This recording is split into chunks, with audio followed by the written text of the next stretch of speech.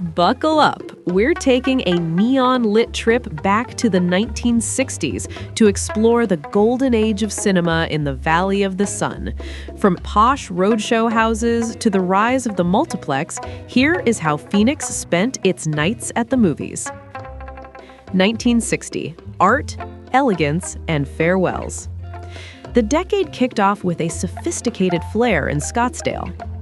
October 21st, the Portofino Theater makes its debut as a dedicated art cinema. November 10th, Nace Theaters raises the curtain on the Kachina Theater. December 30th, the Art Theater Guild gives the Old College Theater a makeover, reopening it as the Valley Art Theater. The end of an era. Chandler says goodbye to the Rowena Theater, which shuttered its doors this year. 1961 to 1962, drive-ins and adults only.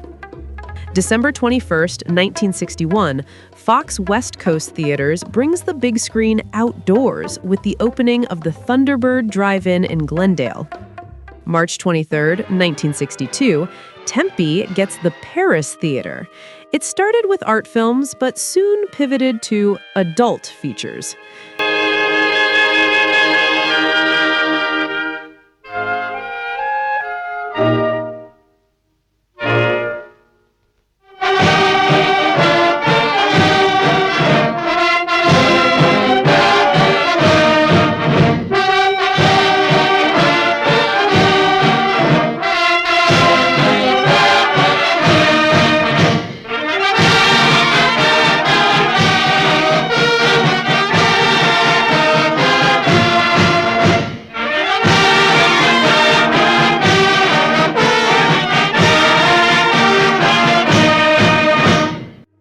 April 25th, 1962, Foreman Nace Theaters expands with the opening of the Bethany West Theater.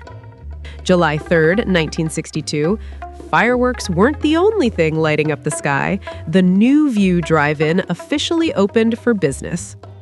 1963 to 1965, coastal chains move in. November 29th, 1963, the Continental Theater opens its doors to the adult film market. The exit. Meanwhile, the Paris Cinema in Tempe folds due to a lack of film product.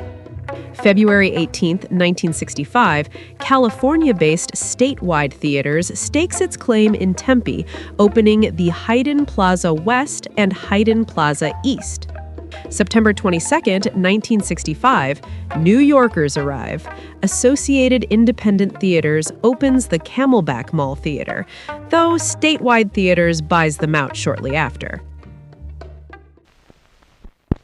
Look out! Here comes the biggest Bond of all.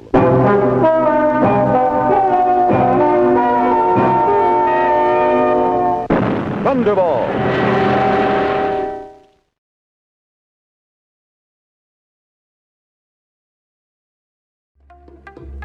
1966, the year of the legend.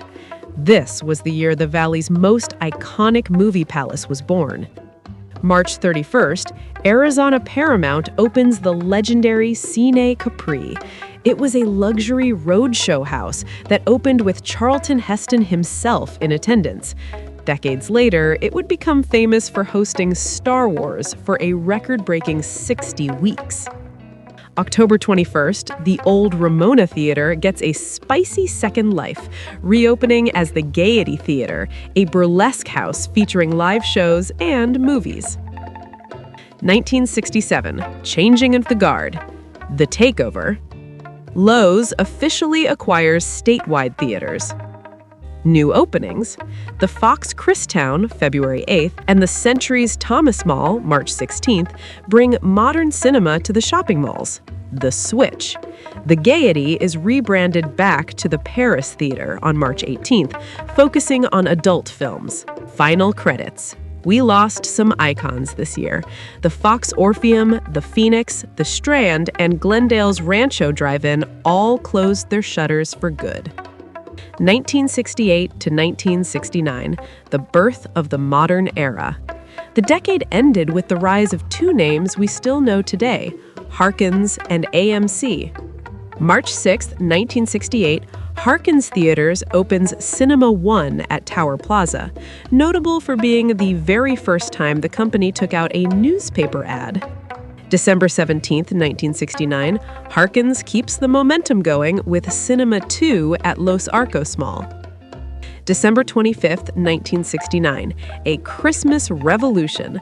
American Multi-Cinema, AMC, opens the Westdale 4, the area's very first multiplex cinema. The sunset. As the decade closes, the Parkway Theater in Chandler officially goes dark.